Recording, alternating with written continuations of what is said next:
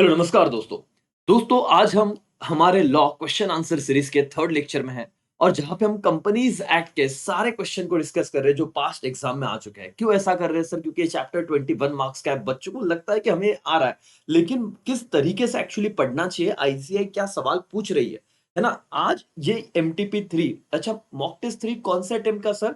जब से new syllabus आया, न्यू पैटर्न आया, 2024 जून का पहला पेपर था। मैं बार बार इसलिए बता रहा हूं, अगर कोई बच्चा पहला लेक्चर नहीं देखा है जिसने, उसको एक लिंक लगे।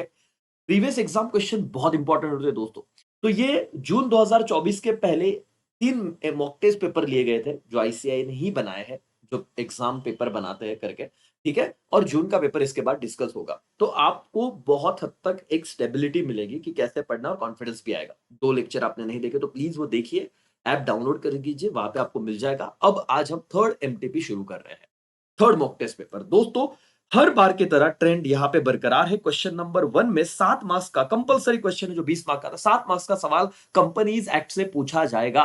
और यहां पे अगेन फीचर सेपरेट एंटिटी पे सवाल था और एक केस स्टडी पूछ लिया। मैं बताऊंगा, बहुत मजा आने वाला है दोस्तों। ये पेपर बहुत बढ़िया था। 4 मार्क्स का क्वेश्चन पूछा और इतना बड़ा क्वेश्चन था कि बच्चा क्वेश्चन पढ़ते पढ़ते आगे भूल जाता है, और केस स्टडी में यही प्रॉब्लम होता है। और उसके बाद गवर्नमेंट कंपनी से भी बहुत बढ़िया क्वेश्चन उन्होंने पूछ लिया था, घुमा फिरा के, ऐसे ऐसे नहीं, ऐसे खाया हुआ है। तो ये दोनों क्वेश्चन अगर आप देखोगे तो बहुत आपको मजा आएगा, और आपके मेन एग्जाम में भी इसी से रिलेटेड क्वेश्चन आए तो आप प्रिपेयर रहोगे मेंटली, ठीक है। फिर दोस्तों 2 मार्क्स का एक छोटा सा क्वेश्चन लिस्टेड और अनलिस्टेड कंपनी पे पूछा गया था। देन आफ्टर 5 मार्क्स का कंपनी एक क्वेश्चन था, types of company as per control. अब बच्चे को सब्सिडरी और वो एसोसिएट कंपनी तो पता है, लेकिन वो कौन से हेडर में आता वो नहीं पता। और 5 मार्क्स का सवाल पूछ लिया था कि बताओ types of company as per control. आप बताइए, आपको पता था? होल्डिंग सब्सिडी पता है बॉस, एसोसिएटेड पता है, लेकिन क्या ये इस साइड में आता है ये नहीं पता होगा। तो ये समझना है, इस तरीके से पढ़ना है बेटा। और last question doctrine of indoor management में था। 7 मार्क्स का सवाल है आपका, बहुत अच्छे से रिवीजन हो जाएगा दोस्तों। एंड तक लेक्चर देखिए, डॉक्ट्रिन ऑफ इंडोर मैनेजमेंट क्या होता है और उसका एक्सेप्शन। इसमें दिक्कत आ रही थी ना, तो अब मॉड्यूल में पढ़िएगा भी मत। ये क्वेश्चन कर लिया तो आपका बहुत हद तक वो पूरा कंसेप्ट क्लिस्टर क्लियर हो जाएगा। तो मैंने पहले आपको एक बैकग्राउंड दे दिया पहले 2 मिनट में। अब हम लोग पढ़ना शुरू करने वाले हैं। पहला सवाल आपके सामने आ रहा है दोस्तों, जो क्वेश्चन 4 मार्क्स के लिए पूछा गया था इस मॉक टेस्ट पेपर में। क्वेश्चन क्या है सर? देखिए बड़ा ध्यान से समझिएगा, मैं आपके लिए पूरा क्वेश्चन रीड करता हूं दोस्तों। क्वेश्चन है कि mister Samyak was appointed as an employ of moonlight timber private limited on the condition that if he was leave the company he will not solicit customer of the company. समझ में आया ना sir? कि एक बंदा था सम्यक नाम का, वो एक मूनलाइट टिम्बर में अपॉइंट होता है एम्प्लॉय, और अपॉइंट होते वक्त कंपनी कहती है कि देख भाई, जिस भी दिन तुझे कंपनी से हम निकालेंगे या तू कंपनी से निकलेगा, हमारे कस्टमर को, हमारे क्लाइंट को तू चोरी करेगा नहीं करके। राइट बेटा? Yes. After some time he was fired from the company, और कुछ ही दिन बाद उसको कंपनी से अकल दिया जाता है, फायर्ड, निकाल दिया जाता है। He set up his own business under proprietorship and undercut Moonlight Timber Private Limited prices. Undercut मतलब यहां पे इसने गेम किया, सेम कंपनी डाला सेम प्रोडक्ट का, और प्राइस कट कर दिया, मतलब उस कंपनी से कंपैरिजन में इसने कम प्राइस रखे। ये पहली गलती है। यहां पे समझ रहा है कि कुछ तो गलत हो रहा है, लेकिन देखिए आपका माइंड कैसे बदलेगा, आईसीआई ने कैसे क्वेश्चन बनाया। On the legal advice from his legal consultant and to refrain from provision of breach of contract he formed new company under name 9 Star Timber Private Limited. In his company, उसकी wife थी, कुछ friends थे सम्यक के, were shareholder and director. They took over Samyak's business and continue it. अब देखो game क्या हुआ, इसका भी तो कोई कंसल्टेंट रहेगा, जैसे आप लोग सीए हो, इसके भी सीए रहेगा भाई। इसको बताया जाएगा भाई देख, तूने एग्रीमेंट साइन किया था, एग्रीमेंट में तूने ये प्रॉमिस किया था कि तू कभी भी तेरे को कंपनी से निकाला जाएगा तो तू इसको कंपीट नहीं करेगा, उसके क्लाइंट को नहीं तोड़ेगा, अंडर प्राइस अंडर कट करके वगैरह वगैरह, बाकी और भी मीडियम से। तूने तो सेम कंपनी डाला, प्रॉब्लम होगा तो अटक सकता है। तो एक काम कर, नई कंपनी बना। तो सम्यक ने नया कंपनी बनाया जिसका नाम क्या था बेटा? 9 स्टार टिम्बर प्राइवेट लिमिटेड।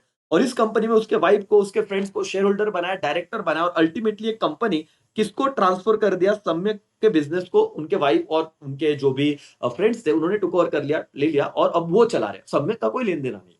देखिए हमने बहुत चीजें पढ़ी, आपके दिमाग में बहुत चीजें घूम रही होगी कि कंपनी एक सेपरेट लीगल एंटिटी है, सम्यक अगर उस कंपनी में है ही नहीं, तो उसके वाइफ और जो उसके दोस्त थे वो चला रहे, तो अलग लोग हो गए, इसका क्या लेना देना? बहुत सारी चीजें आएगी।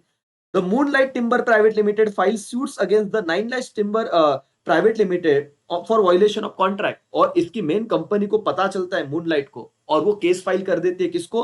नाइन स्टार पे। अब देखिए आईसीआई ने खुद बताया क्या हुआ, अब देखो क्या हुआ। Nine Star Timber private limited argue that contract was entered between Samyak and Moonlight Timber Private Limited and the company has separate legal entity। देखो आईसीआई खुद क्वेश्चन में इतना बड़ा क्वेश्चन बना के दिया है। तुम सोचो ना सोचो, क्वेश्चन में ही सोचने को मजबूर किया जा रहा है कि अब ये स्टैंड ले रही उसकी वाइफ और वो कि भाई ये कॉन्ट्रैक्ट तो सम्यक और मूनलाइट के बीच में हुआ था, हमारी तो कंपनी अलग है, कंपनी सेपरेट लीगल एंटिटी होती है, तो हम इसका क्या संबंध करके। यस और no. Nine star private limited has not violated any terms of agreement. तो सम्यक देख ले और मूनलाइट देखे, ऐसे किसका कहना था, नाइन स्टार का। Explain with reason whether the separate legal entity between Mr. Samyak and Nine Star Timber Private Limited is with disregarded। बताइए क्या ये इसमें क्या होगा, क्या सेपरेट लीगल एंटिटी को डिसरिगार्ड किया गया, क्या है बेटा, ये क्वेश्चन है कॉर्पोरेट विल से लेके। ठीक है, मतलब समझिए जरा, ये तो बिल्कुल सही कहा नाइन स्टार वालों ने कि भाई सेपरेट लीगल एंटिटी होती है, सम्यक और वो दूसरा बंदा था जिसने एग्रीमेंट किया, हमारा क्या लेन देना, भाई बराबर है तुम्हारा। लेकिन कॉर्पोरेट विल का कंसेप्ट आपने पढ़ा है। कॉर्पोरेट विल क्या कहता है कि अगर आप कुछ भी गलत तरीके से अपने लीगल ऑब्लिगेशन को, अपनी गलतियां को छुपाने के लिए कंपनी बनाओगे, प्रोविजंस को गलत तरीके से यूज करोगे, कंपनी तो बनाई सम्यक नहीं थी, फिर उसको पता चला मेरे पे कुछ तो कार्रवाई हो सकती है, तो फिर अपने वाइफ को, दोस्तों को शेयर खरीदवाए, डायरेक्टर बना और उनको हैंड ओवर कर दिया, दिखा ऐसे कि उन्होंने टेक ओवर किया है। तो ये उसने प्रोविजन का मिसयूज किया और इस केस में अधिकार है कि कॉर्पोरेट विल हट जाएगा। मतलब अब ये कंपनी सेपरेट लीगल एंटिटी के अंदर नहीं माना जाएगा कि सम्यक ने झोल किया है और सम्यक को पनिशमेंट देना पड़ेगा। ये आंसर है बेटा, ये आंसर है। लेकिन इतना कैसे सोचोगे, इसलिए इस तरह के क्वेश्चन करके जाओ। देखो अब तुम डरो मत कि सर ऐसा है तो क्या होगा, ये समझाना क्वेश्चन, तो इससे रिलेटेड ही क्वेश्चन आया तो फिर अच्छे से डील करके आना। अब कुछ तो नसीब पे भरोसा रखना पड़ेगा, है ना, ज्यादा टेंशन मत लीजिए। देखिए दोस्तों, ये 5 मार्क्स का सवाल था, बहुत बड़ा क्वेश्चन कर लिया आपका, एक एमटीपी सॉल्व हो रहा है दोस्तों, और बहुत बार क्वेश्चन रिपीट होते हैं, तो आपके मॉक टेस्ट में भी ये रिपीट हो सकता है, ध्यान से देखिए। और 21 मार्क कंप्लीट कर लीजिए ना, मैं क्या बोल रहा हूं। आप बोलोगे सर नहीं बाकी चैप्टर, अरे भाई ये तो अच्छे से कर लो, फिर देखेंगे बाकी चैप्टर्स। 20 के 3 चैप्टर है हमारे पास, 60 हो जाते, कॉन्ट्रैक्ट कर लो 90 या 90 के ऊपर जाओगे तुम लॉ में। चलो देखो, it was decided by the court in the Gilford motors versus Horne that company is form simply mere device to evade legal obligation. Evade मतलब क्या सर, लीगल ऑब्लिगेशन से बचने के लिए अगर कोई भी कंपनी बनती है, though it's only in limited and discrete circumstances, court can pierce the corporate will। pierce मतलब सर ये लैंग्वेज आप अपने हिसाब से लिख सकते हो, लिफ्ट कर लेगा कोर्ट, वो कॉर्पोरेट विल लिफ्ट कर लेगा। In other word, if the company is mere sham और क्या बेटा cloak, separate legal entity can be disregarded. बेटा ये समझिएगा, डिसरिगार्डेड मतलब श्याम समझ रहा ना, फेक कंपनी। अगर कंपनी श्याम फेक कंपनी है तो उस केस में कोर्ट के पास ये पावर है ना, कि वो क्या करे, एंटिटी का जो सेपरेट लीगल एंटिटी कंसेप्ट उसे डिसरिगार्ड करे और वो मेन जो पर्पस था जिस फ्रॉड के लिए कंपनी बनाया था उसको ढूंढ के निकाले। तो पहला तो इन्होंने प्रोविजन लिखा, प्रोविजन समझा ना बेटा, ये केस लॉ का नाम लिखा जो हमने कॉर्पोरेट विल में पढ़ा हुआ है। ठीक है, on the consideration decision taken by Guilford Motors versus Home and fact of the problem given, it is very much clear that Nine Star Timber Private Limited was formed just to evade legal obligation, the agreement between Samyak and क्या Moonlight Timber Private Limited। देखो कितना simple लिखा है, fact एकदम simple बोल दिया, 5 ही marks का था। बोले कि ऐसा जो देख रहे हैं हम लोग, तो ये जो कंपनी बनी है नाइन स्टार, ये तो इवेड करने के लिए, मतलब लीगल ऑब्लिगेशन से बचने के लिए बनाई गई थी जो सम्यक और इसके बीच में हुई थी, एंड हिंस इसीलिए Nine Star Timber private Limited just a sham और cloak and the separate legal entity between Shyam and Nine Star Timber private Limited should be disregarded. तो सेपरेट लीगल एंटिटी हट जाएगा और ये बंदा लायबल रहेगा करके जो भी पनिशमेंट होगी। दैट्स ऑल, ये आंसर लिखा, 5 में से 5 मार्क्स मिल गए बेटा, एकदम मक्खन। ठीक है, इतना ही लिखना था। तुम लोग क्वेश्चन देख के डरते हो, आंसर देखो ना, पूरे मार्क्स मिलेंगे। और आईसीआई को कंटेंट से लेना देना नहीं, क्वालिटी से लेना देना है बेटा। चलो यहाँ पे आते हैं नेक्स्ट पॉइंट की तरफ। दोस्तों आप भी अच्छे मार्क्स लाओगे, भरोसा रखो अपने आप पे और आगे पढ़ते जाओ, बस ज्यादा सोचो मत। 1B 3 मार्क्स का सवाल, बहुत सुपर्ब सवाल है बेटा, एकदम सुपर्ब सवाल है। मतलब क्या दिमाग लगा है इसमें, आप जरा देखिए और मजे लीजिए क्वेश्चन के। आप जो पढ़ रहे हो, आप जो पढ़ाई कर रहे हो, आपको तो वैसे आना चाहिए इसका जवाब। लेकिन अगर कुछ लगता है कि सर यार नहीं आ रहा है मेरे साथ, तो मेरे साथ करके तो आ रहा है, तो फिर खत्म, टेंशन लो मत। ठीक है, आप देखिए, एक स्पेसिफिक मोटर लिमिटेड, मैं बता रहा हूं, स्पेसिफिक मोटर लिमिटेड एक गवर्नमेंट कंपनी है। ठीक है, रामा ऑटो प्राइवेट लिमिटेड एक प्राइवेट कंपनी है जिसके शेयर कैपिटल थे 10 करोड़ रुपए के, in forms of 10 lakh share of 100 each. चलो मैं आपको थोड़ा बताता हूं। यहां पे उन्होंने पैसिफिक क्या कहा है, पैसिफिक मोटर लिमिटेड ये गवर्नमेंट कंपनी, पीएमसी ये गवर्नमेंट कंपनी है। और Rama Rama auto private limited ये कंपनी है जिसका 10 करोड़ के शेयर है मार्केट में। और कितने शेयर है भाई, कितने नंबर ऑफ शेयर है, 10 लाख नंबर ऑफ शेयर है 100 रुपए के हिसाब से। तो 10 करोड़ के शेयर है, इतना याद रखना, 100 इच 10 लाख 10 करोड़ के, तो 10 लाख शेयर है, ठीक है। ये जो पैसिफिक मोटर लिमिटेड है, holding 5,05,000 share in Rama auto private limited. देखो राजा क्या बोला, ये जो स्पेसिफिक है ना, ये रामा में कितने शेयर होल्ड कर रहे हैं इस कंपनी में, 5,05,000, 5,05,000। मतलब थोड़ा दिमाग लगाओ, 10 लाख का आधा कितना होता है, 5 लाख। ये 5 लाख से ज्यादा मतलब more than one half share hold कर रहा है कौन बेटा, स्पेसिफिक मोटर लिमिटेड। ये आपको थोड़ा क्लिक होना चाहिए था यहाँ। आगे देखो, ठीक है। Okay, Rama auto private limited claim the status of government company, advice legal adviser whether the Rama auto private limited government company under the provision of companies act. 3 marks का सवाल था, 3 मार्क्स। बताइए क्या है प्राइवेट लिमिटेड, गवर्नमेंट कंपनी हो सकती है क्या, तो प्राइवेट लिमिटेड। अच्छा, गवर्नमेंट कंपनी के लिए तुमने क्या प्रोविजन देखा था, ये देखो प्रोविजन है कि कोई भी company according to section 4 subsection 45 of the companies act, government company means a company which not in which not less than 51% paid of share capital held by। पहले गवर्नमेंट कंपनी का प्रोविजन बताओ, at least 51%, 51 से not less than 51 मतलब 51 या उससे ज्यादा share अगर central government hold कर रही है, स्टेट गवर्नमेंट या गवर्नमेंट होल्ड कर रहे हैं, partly by central government, partly by state government और गवर्नमेंट होल्ड कर रहे हैं, तो ही उसे गवर्नमेंट कंपनी कहा जाता है। भाई रामा प्राइवेट लिमिटेड में तो किसी गवर्नमेंट का इंटरफेरेंस नहीं दिख रहा है, और रामा प्राइवेट बोल रही है कि मैं तो गवर्नमेंट कंपनी हूं। क्या ये सही है, क्या है? क्यों है सर? क्योंकि यहां पे अभी नया सेक्शन रोल में आ रहा है 2 सबसेक्शन 87, जो होल्डिंग और सब्सिडरी का है। और आपने देखा था कि अगर किसी भी कंपनी में आपने 50% से ज्यादा more than one half share लिए, तो आपके लिए आप उस कंपनी की होल्डिंग कंपनी बनोगे और वो कंपनी आपकी सब्सिडरी कंपनी बनेगी। ये तो पता है कि नहीं? और अपने इस एग्जांपल में देखिए तो बेटा ये पूरा प्रोविजन है, अब ये नहीं पढ़ते अपन, ठीक है। ये देखा ना, one half, more than one half share. अब मैं आपको बताता हूं कि बाय वर्च्यू ऑफ सेक्शन 287 क्या हुआ कि रामा ऑटो, और एक चीज तो है कि गवर्नमेंट कंपनी का सब्सिडरी कंपनी भी गवर्नमेंट कंपनी होता है, ये आपने पढ़ा होगा, आपको पेपर में याद नहीं आता। आप बोलते हो सर कैसे, ये तो चैप्टर बहुत अच्छा हुआ था, आप जो पढ़ा रहे हो तो समझ में आ रहा है यार, ये सारा कनेक्शन करना पड़ेगा हमको, है ना। 3 मार्क्स से, लेकिन बहुत अच्छा पेपर था ये मॉक टेस्ट पेपर। अपने बेटा आप तो कर रहे हो, अपने सारे दोस्तों के साथ प्लीज शेयर कर दीजिएगा। और बिल्कुल इस चीज के लिए आप लोग बिल्कुल चिंगुसाई ना कीजिएगा, ठीक है। चलो फटाफट से हम लोग आगे बढ़ेंगे अभी, और देखेंगे कि क्या हम आगे कर सकते हैं, इसमें क्या प्रोविजन दिए हुए, चलो देखते हैं करके एवरीबॉडी। तो क्या कहा, Rama auto private limited is subsidiary company of Specific motor because specific Motor limited is holding more than one half total voting power in Rama private limited. तो इतना लिखा तो भी चलेगा बेटा, मोर देन वन हाफ मतलब कि 10 लाख में से 5,05,000 शेयर तो यही कंपनी होल्ड कर रही है पैसिफिक, तो ये होल्डिंग कंपनी होगी। Further section 245 subsidiary company of government company is also term as government company. और सेक्शन गवर्नमेंट कंपनी का ये सेक्शन भी कहता है कि बाबा जो सब्सिडरी है गवर्नमेंट की, है ना, अब गवर्नमेंट कंपनी होल्डिंग है, सब्सिडियरी रामा प्राइवेट लिमिटेड है, भले वो प्राइवेट है, लेकिन हमने तो पढ़ा था 245 में कि subsidiary company of government company also known as government company and hence और Rama auto private Limited being a subsidiary of Specific Motor Limited will also be consider as a government company. तो आप बोल सकते हो गवर्नमेंट कंपनी है। बेटा इतने छोटे से क्वेश्चन पढ़ने के बाद आपको नहीं लगा होगा ये गवर्नमेंट, कुछ बच्चों को समझाओ, बहुत अच्छा कर रहे हो, प्राउड ऑफ यू। मतलब आप पे सच में ऐसे ऐसे लगता है कि यार नहीं यार आप सच में मेहनत कर रहे हो। लेकिन जो बच्चे को नहीं जम रहा है वो देखो इस तरीके से दिमाग लगाना है बेटा। पहले उन्होंने 245 गवर्नमेंट कंपनी क्या होता है वो बताया, और फिर उन्होंने बताया कि भाई होल्डिंग एंड सब्सिडरी, और 245 का रेफरेंस लेके बताया कि अगर होल्डिंग कंपनी गवर्नमेंट कंपनी है तो उसका सब्सिडरी भी गवर्नमेंट माना जाएगा। That's all. 7 मार्क्स का क्वेश्चन बेटा डन हो गया। आई होप तुम्हें समझा है। एवरीवन समझा है कि नहीं, हाँ या ना बताओ फटाफट।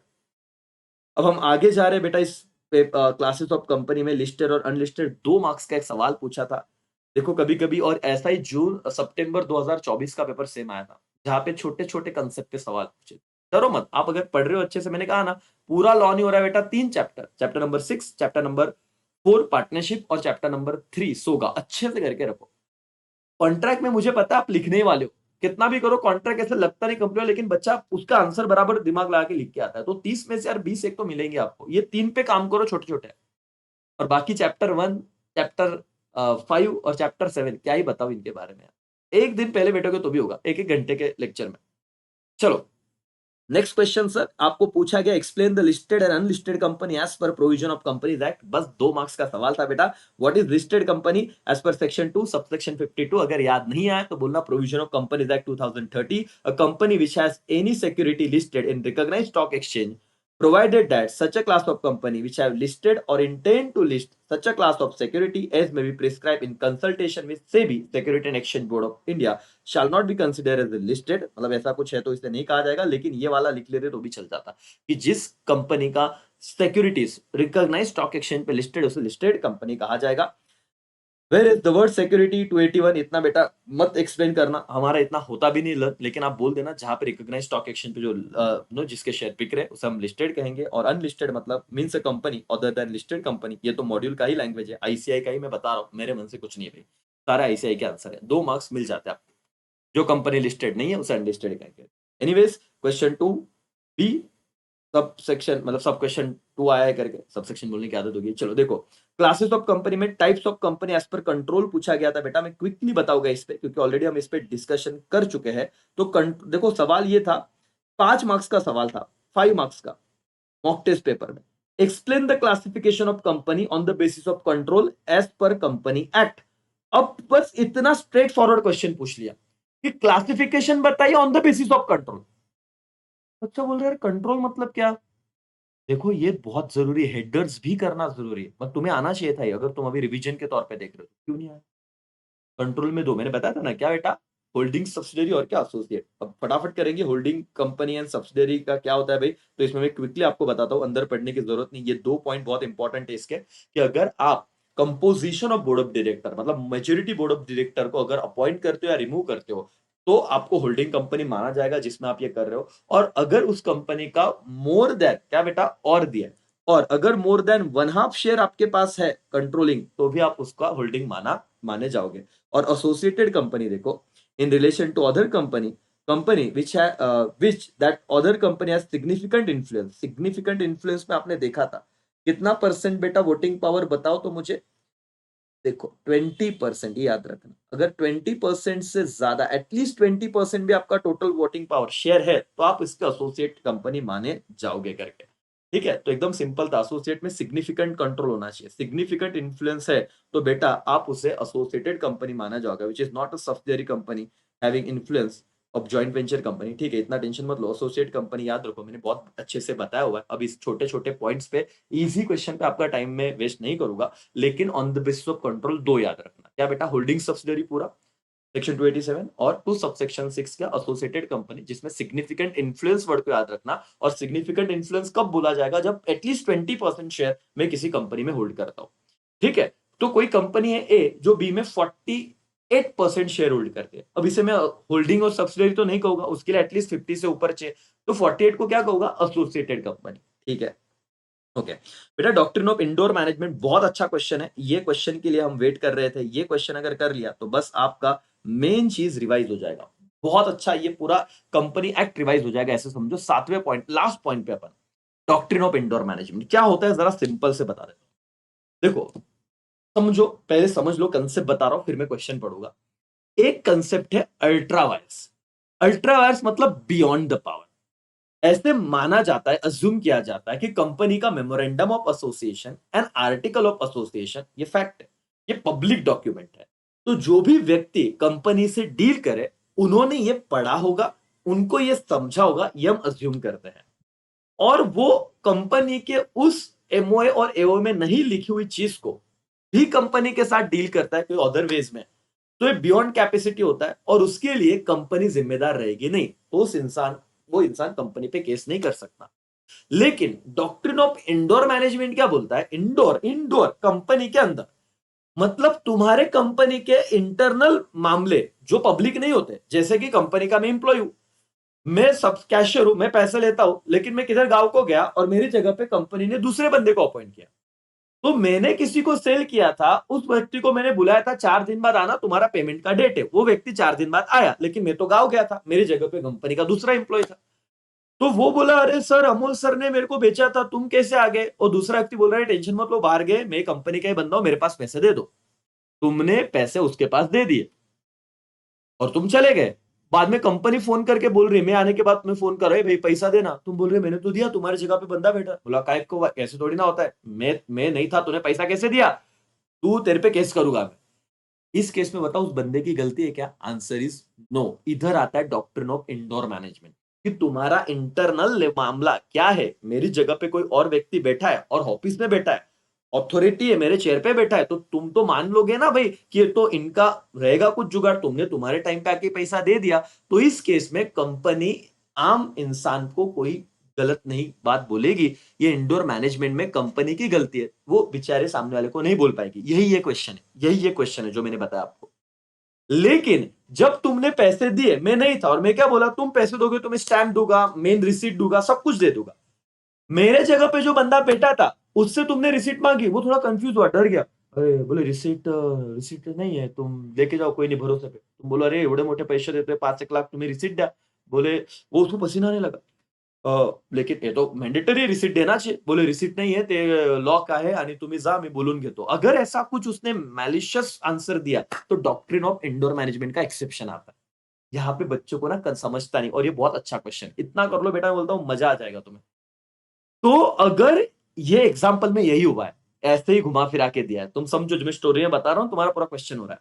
तो डॉक्ट्रिन ऑफ इंडोर मैनेजमेंट लोगों को बताता है, बचाता है, लेकिन वो एक्सेप्शन भी देता है। वो बोलता है कि अगर तुमको कुछ मैलिशियस दिखे, कुछ गलत दिखे, तो रुको, वहां पे तुम लोगों ने काम नहीं करना है। और इस एग्जाम्पल में ऐसे ही हुआ, सामने वाले व्यक्ति ने कुछ ऑथोरिटी, मतलब वो एकदम डर गया या फिर उसने कुछ चीज नहीं दी, तो आपको समझना चाहिए था। और आप अगर ऐसे गलत चीज में, फ्रॉडुलेंट चीज में जो दिख रहा है, समझ रहा है कि भाई ये मैलिशियस है, गलत है, और फिर भी इंटर करोगे, तो फिर डॉक्ट्रिन ऑफ इंटर मैनेजमेंट लगेगा नहीं, फिर कंपनी पैसा मांग सकती है। बेटा बहुत भारी कंसेप्ट है। अल्ट्रा वायर्स में आम इंसान जिम्मेदार नहीं रहे, आम इंसान जिम्मेदार रहेगा, कंपनी जिम्मेदार नहीं रहेगी अल्ट्रा वायर्स में, बियॉन्ड द पावर। लेकिन डॉक्ट्रिन ऑफ इंडोर मैनेजमेंट में कंपनी जिम्मेदार रहेगी, आम इंसान को अंदर के मैटर पता नहीं होता है। लेकिन अंदर के मैटर कुछ सस्पिशियस लगे तो आम इंसान ने रुकना है, वो ट्रांजेक्शन नहीं करना, उसकी जवाबदारी है। सस्पिशियस लगने के बाद भी अगर आम इंसान डील करेगा तो डॉक्ट्रिन ऑफ इंडोर मैनेजमेंट नहीं चलेगा, अब वापस जिम्मेदारी आम इंसान पे आ जाएगी। चलो अब समझते हैं और मजा आएगा तुम्हें। दोस्तों अब मैं आ रहा हूं question number 3B, mock test 3। जब से नया सिलेबस आया जून के पहले वाला, आप कभी भी देखिए, आपको ये सीरीज बहुत काम में आने वाली है। चलो, mister R, manufacturer of toy, approach MNO private limited to supply of raw material, कितने? 1.5 लाख रुपए का। मिस्टर आर जो मैन्युफैक्चरर था, वो क्या गया बेटा, मैन्युफैक्चरर ऑफ टॉय, वो एक कंपनी के पास जाता है और बोलता है कि मुझे रॉ मटेरियल सप्लाई कर दीजिए 1.5 लाख रुपए का। Mister R was offer credit period of 1 month, और जो वो कंपनी है एमएनओ, उन्होंने उनको बेचा और 1 महीने का क्रेडिट पीरियड दिया।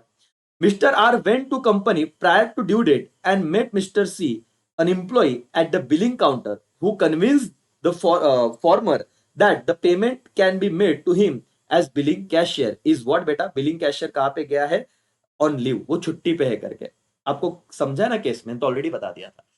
1 महीने का क्रेडिट पीरियड दिया था, मिस्टर आर के पास जल्दी पैसे आ गया, वो कंपनी में चला गया, और फिर उसे वहां पे मिस्टर सी दिखा, जो इंप्लॉय बता रहा था खुद को इंप्लॉय कंपनी का। वो कह रहा है कि मुझे पैसे दे दीजिए, क्योंकि जो मेन व्यक्ति था, वो कैशियर जो है, वो लीव छुट्टी पे है करके।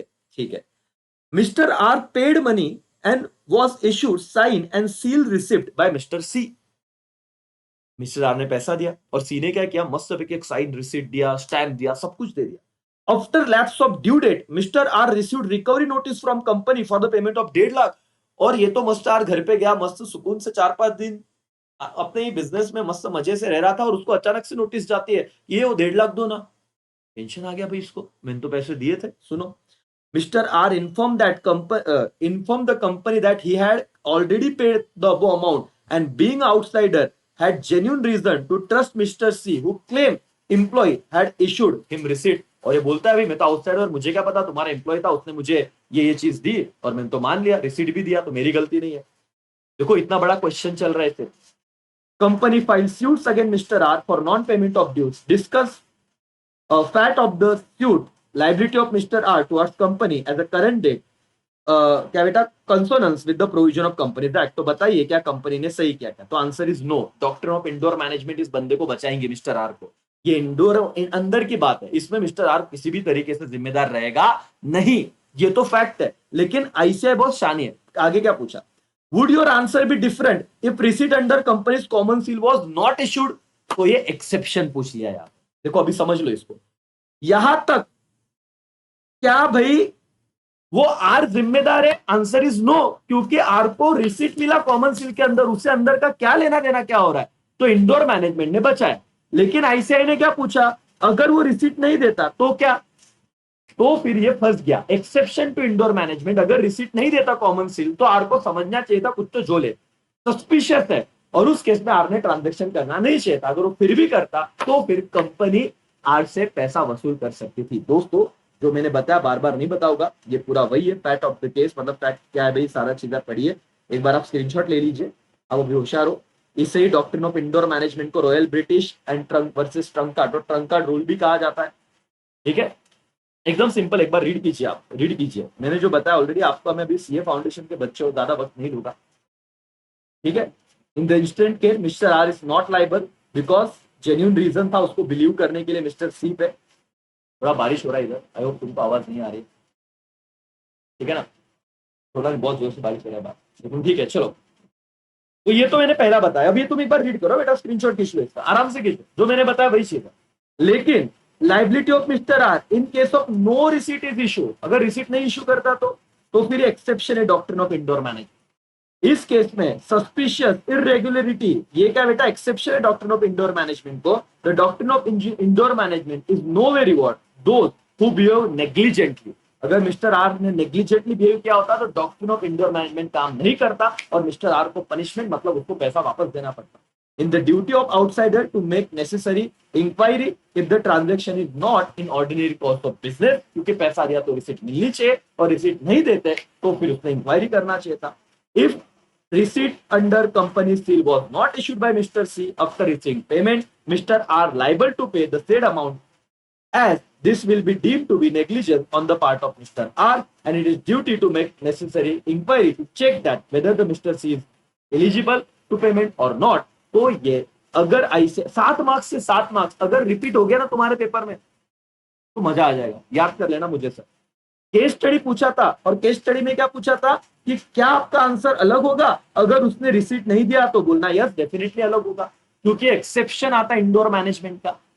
इंडोर मैनेजमेंट तब बताएगा जब सब सही है, रिसीट दे रहा है तो ठीक है उसकी गलती नहीं, लेकिन रिसीट नहीं दिया तो तुमने नेग्लिजेंस करने का नहीं, और नेग्लिजेंस किया तो एक्सेप्शन में आता है इंडोर मैनेजमेंट के, वो मिस्टर आर को लाइबल बनाएगा कि उस कंपनी को वापस पैसा देना पड़ेगा।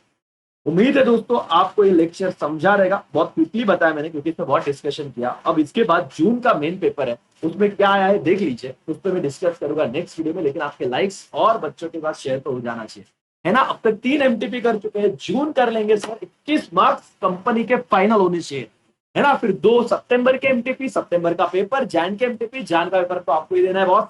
उसके बाद जून वाले बच्चे जून में भी ये वीडियो देख रहे हैं तो बहुत अच्छी बात है, 2025 में, 26 में, 27 में कभी भी देखो, लेकिन ये सीरीज चलते रहेगा चैप्टर वाइज। लेकिन आपको बस आपका प्यार दिखाते रहना है और अच्छे से पढ़ते रहना है। चलो thank you so much, bye, take care, जय हिंद, जय भारत।